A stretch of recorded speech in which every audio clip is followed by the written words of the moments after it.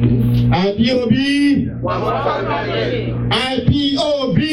One family. IPOB. One family. One family. IPOB. One family. IPOB. All hail. Biafra. All hail. Biafra. Biafra. Interesting. Yes, we gotta get going. And before I start formally, I would like to introduce myself. I will be the chief talkative tonight.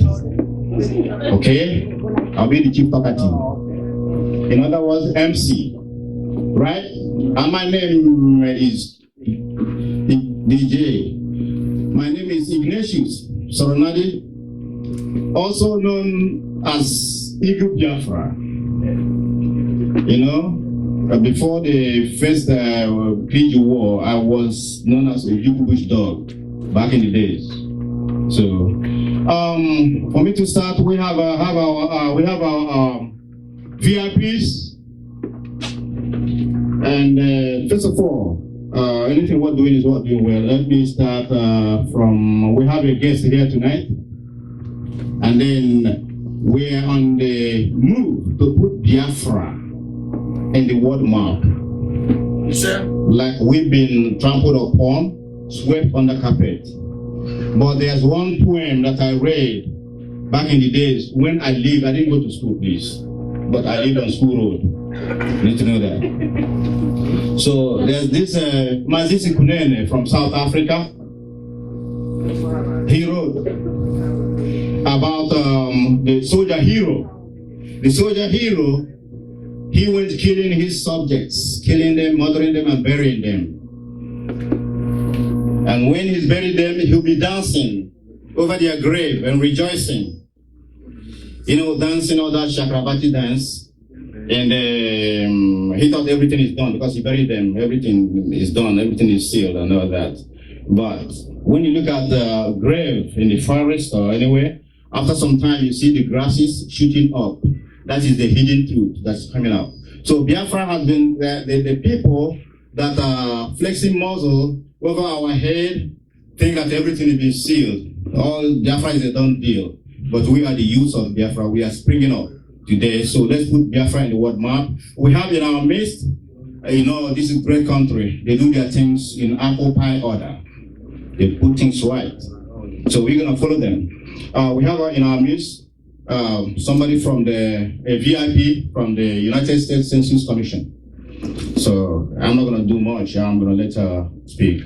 I call upon you, madam. Yes, thank you so much. Thank you.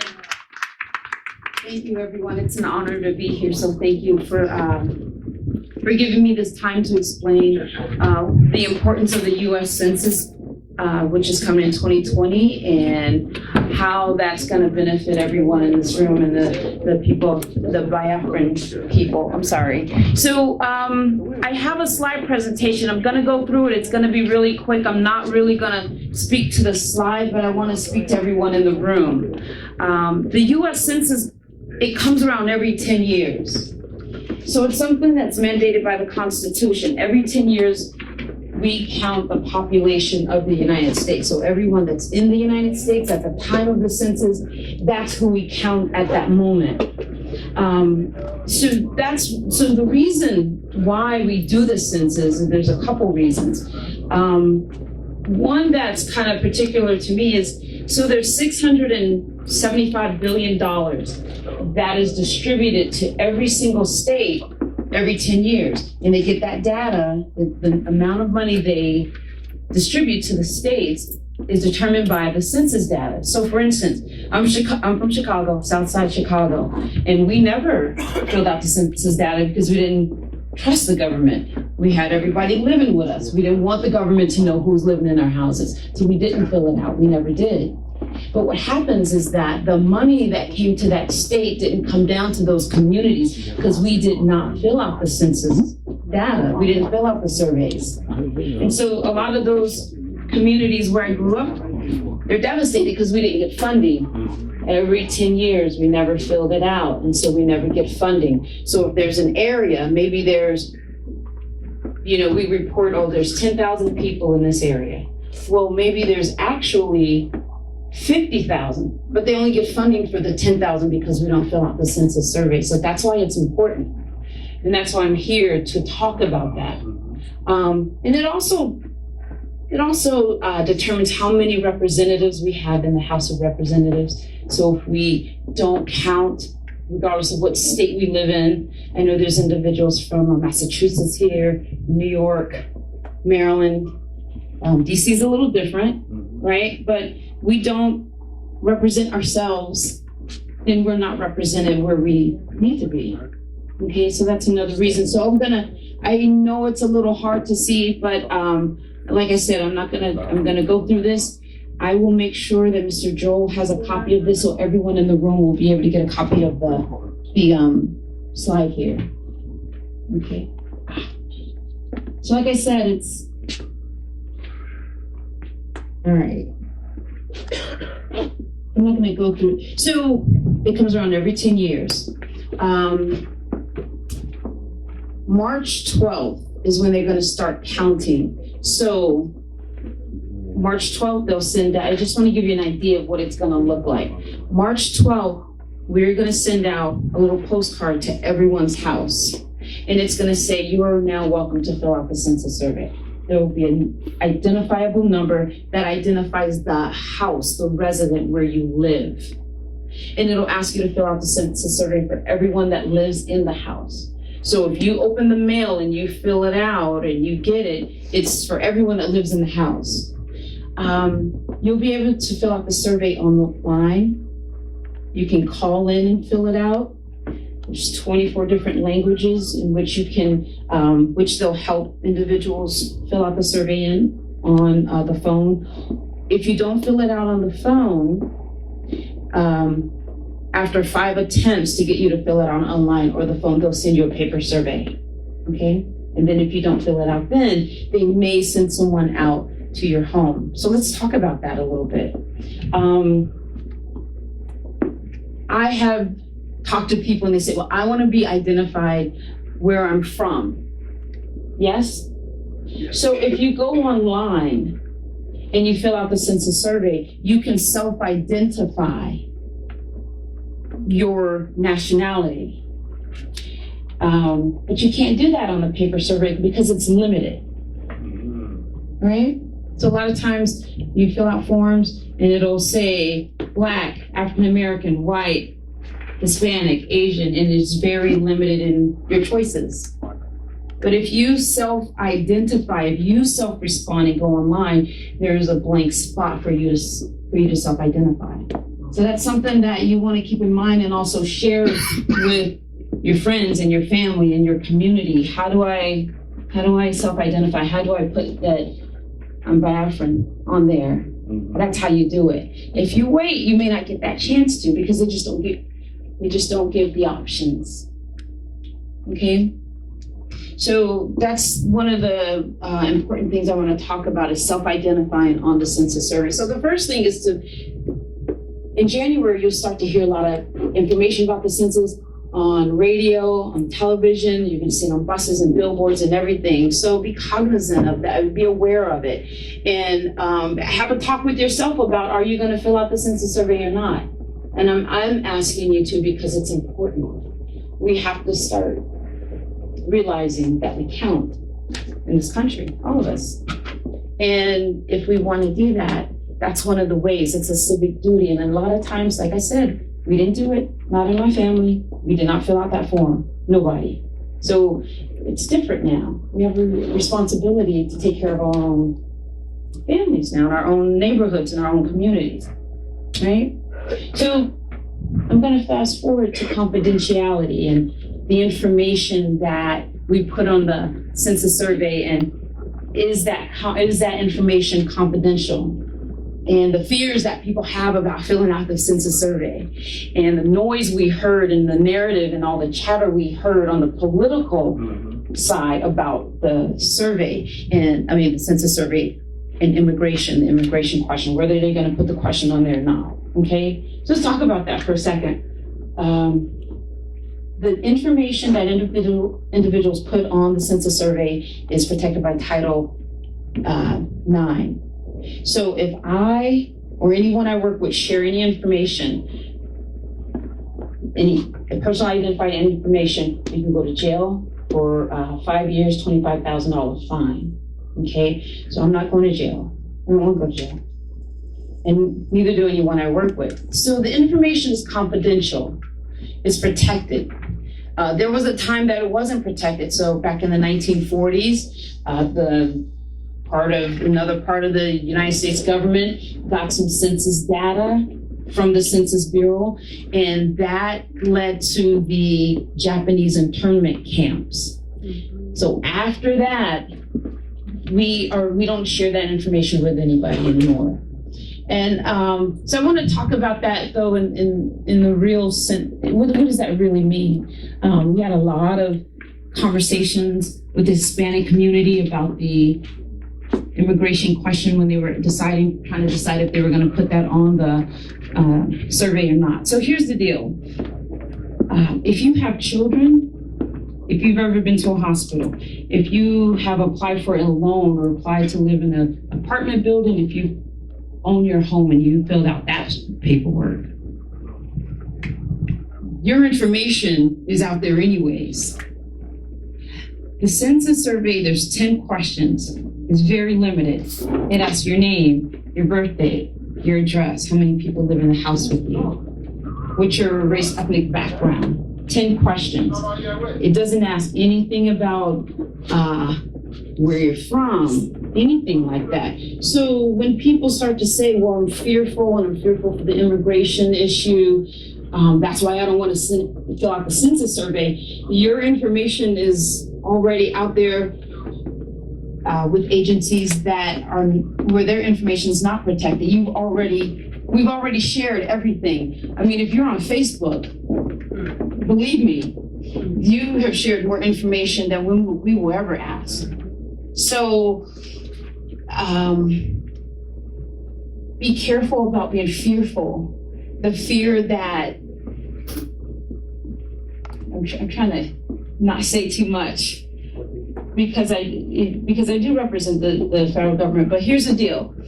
Sometimes people put fear in our hearts so we don't do stuff, so we don't fill out the census survey. I think we need to be careful about that.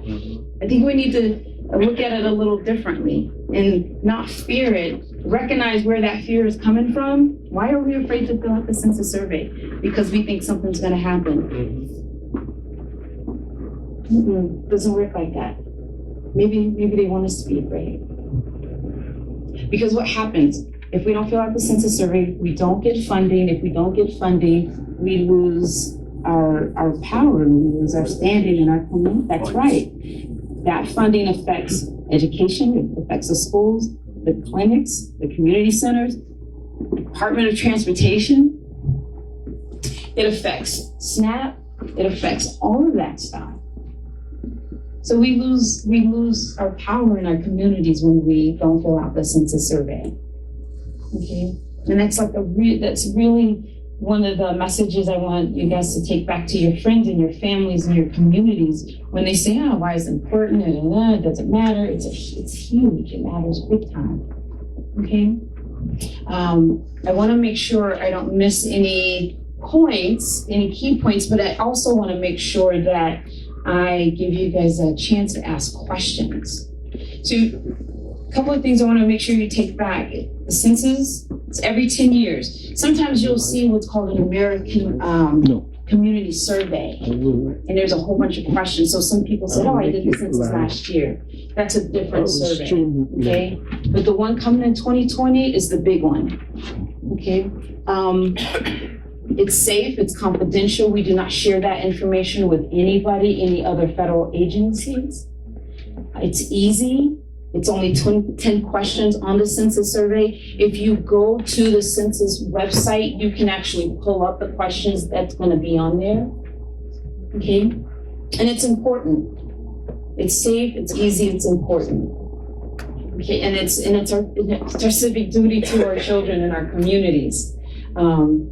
So with that said, Does anybody have any questions before I go on? Because I want to make sure I answer any questions. Right here. You said the forms will be out in March next year. March. Yes, sir.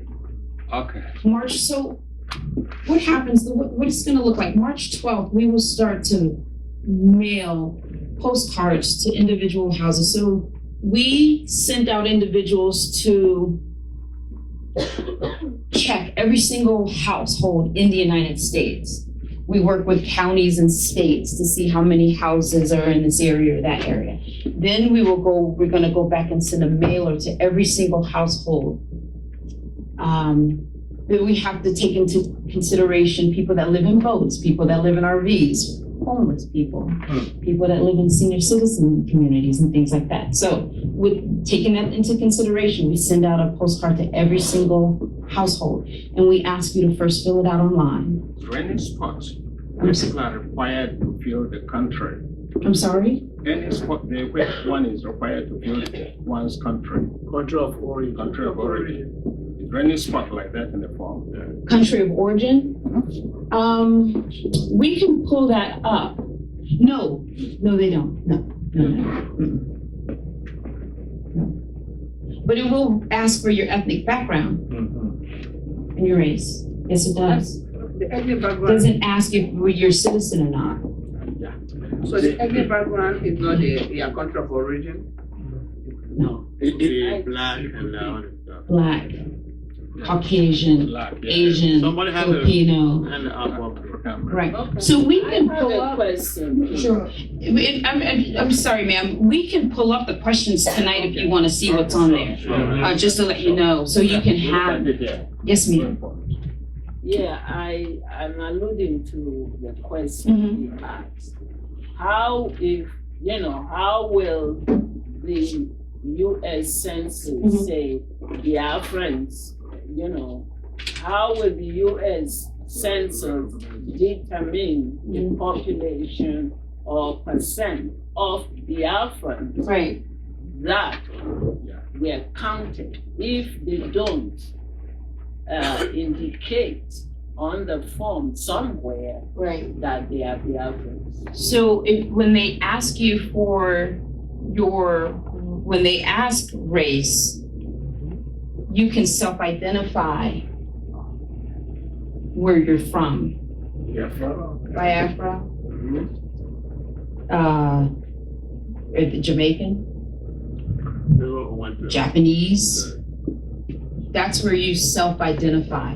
But if you wait until the form comes to your house, like if you don't do that online, you cannot self-identify. You have to do, the self-identifying option is online.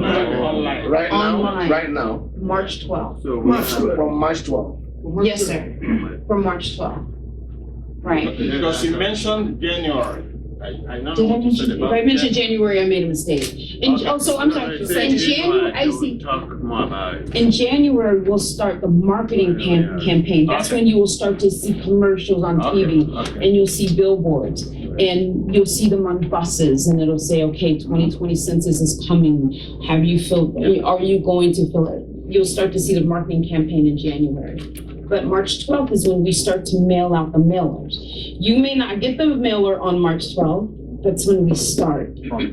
Yes. And so you ask yourself, what can you do? Like an individual in this room, what can you do to get your community together to fill out the census survey? Maybe go to your local library and say, listen, I'm part of this community and I want to hold an event here at the library where maybe they don't have access to computers, or they don't know, they don't have access to computers, they don't have access to Wi-Fi or something like that. Maybe the library will help you out. We are working with the American Library Association to open up all the libraries during the census time so people can go in there and fill out the census survey. So people will be able to fill out the census survey from March 12th to the end of, I believe, October, and that date might change. It depends on how many people don't respond. So as we get the forms in, we start counting. We only count aggregate numbers. So at the end, when we count everybody, and we look and see who did not respond, And by December 31st, we have to report the numbers to the president. We report numbers only, aggregate numbers, no self-identifying information, no names, no addresses, nothing like that, numbers only. Okay? Yes, sir. Is there any verification mechanism for you to verify that I'm saying that is there any verification process to kind of validate the information that's provided for you, or is it just taken verbatim, in good faith that information is accurate? Right. It's taking good faith. Wow. So we don't verify self-check. The only thing we check is for duplications. That's what we check for, duplications. But we won't check to see if you put the correct last name or the correct birthday or anything like that. Because you get into self-identifiable information. Now we're sharing and checking your identifiable information, and that's not what we do. We count the population, how many people are here on this day. We don't. We check for duplications, and that's about it. Yes, excuse me. I have one. The lady first, Okay. please. Okay, sorry. Yes, ma'am. What if a person, the Biafran that is not a citizen of the United States of America, Right. it's illegal, and living in a shelter, Right. and can they be counted in the US Census? Absolutely. We count everybody. We count everyone living in the United States. So April 1st is Census Day. So we run from March all the way out to July, October-ish. And I say July, October because that's when we start to look for the people that didn't respond. So it changes. So we count everyone. We count people who are not supposedly legally in the United States. We count people who are on visas. We count foreign exchange students. We count people that work in embassies, visitors, everyone that's living here when we start to count. So let's talk about college students. Some of us have college students, they go to college over there, but we still pay for their stuff here, right? So they count where they live most of the year. And we have cousins and family members, sometimes they live over there, they live with us part of the year, they live somewhere else part of the year. You count where they live most of the time. That's the answer, most of the time. Okay. So it would have been a follow-up to what she asked. Yes. Because many people are still afraid. Yes. And they are not convinced that this will expose them to immigration. Right. By making specific your identity. Yes. You get it? Yes, sir. So it will tell on the census number, but at the same time, how will it affect them as individuals? Right. Yeah. So it's a good question. He's saying some people still don't trust it, right? It's like, yeah, I'm still not feeling that, I don't care. So what we look for are people in the community that understand and do trust it. So you guys are trusted voices.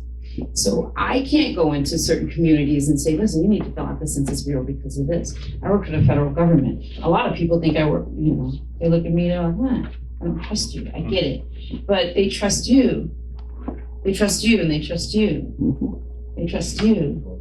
And so my job is to explain and educate you, individuals in this room, so you can go out and educate and explain this to other people in your community, the people that don't trust. Okay. I understand that the fear. I know some people that's been deported. Right? It didn't have anything to do with the census. They didn't fill out the Census Bureau. They didn't fill out the census survey. Okay. They were deported on some other stuff. Okay. So the information that can cause a person that fear, that information's already out there. What I really want to do, and I don't want to take up a lot of time, if somebody on their phone can pull up US Census, uscensus.gov. That's our question. Yes. I mean, essentially, I think the question is, do you share information with immigration? Do we share information with immigration? We do not share information with immigration or any other federal agency. We do not.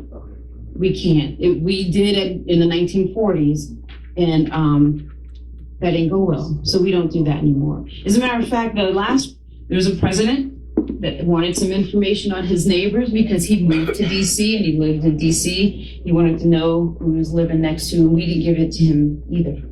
We do not share that information with anybody. So can someone pull up uscensus.gov?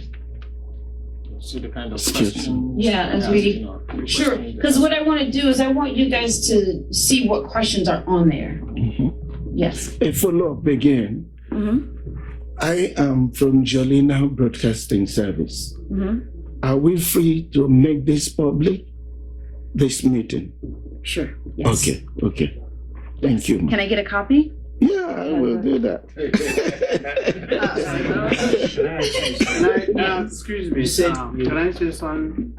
Yes, sir, just from one Yeah, second. I was just gonna say for the interest of us here, Biafrans, I think our take home is all Biafrans go home must feel online.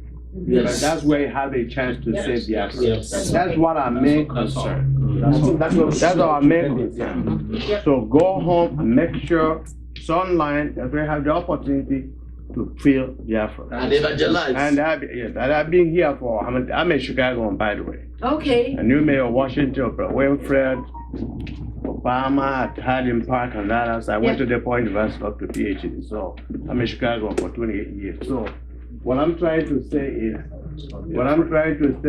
this is our take home. Can I see your Go face? Go online. Tell everybody when you go home, get your handle here, WhatsApp, Biafran Census, March 12th if they start. Go online, everybody, Biafra, all the children, even the ones who are yet to born, all the children, Biafra. That's all. Not yet to born. So want to On camera. I mean, We know what to do. we know what to do. I just want to emphasize what our point is. Our main take home. Everything else. Yeah, that's our main. Right. Our main. I think we got what we Yeah, want. I'm gonna clarify. I'm sorry, I'm gonna clarify. So I'm gonna clarify how many times we attempt to count the individuals and reach out. So we will send out a total of 5 postcards that will ask you to go online, or you can call. So some people are not able to go online. They can call in. After the fifth attempt is when we will start to say, okay, now we do, it's called a non-response follow-up, meaning we didn't get a response from this particular address. And so we will send someone out and they'll say, hello, sir or ma'am, we see you didn't respond to your census survey. Can I help you respond? Miss, I think we got what we. Yeah, we got Yeah. So, Okay. is there any vital thing that we have to hear? And if not, I Right. think we are fine. I will share, Can I see I your will face? share information Yeah. with Mr. Joel. Yes, out there. And I just ask that you ensure you talk to your friends and your family about the 2020 Census Survey. It's so important for individuals that if you want to count and you want to self-identify, Fine, it's all right. go online. But first we gotta, and the first thing we have to do is convince people to fill it out. Is to complete it, yes?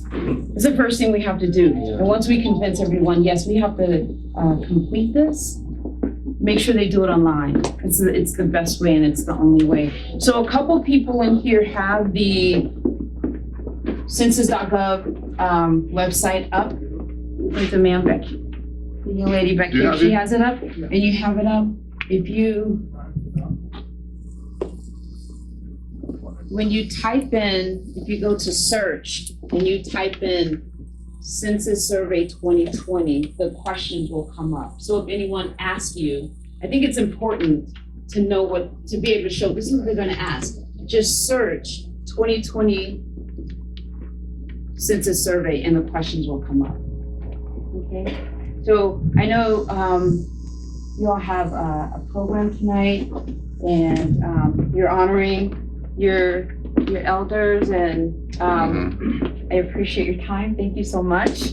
And One more thing, can we still get your name and the identity? absolutely, I can give it. It's long, but Mr. Joel has it, but it's Sonya, Sonya. Let's pronounce it.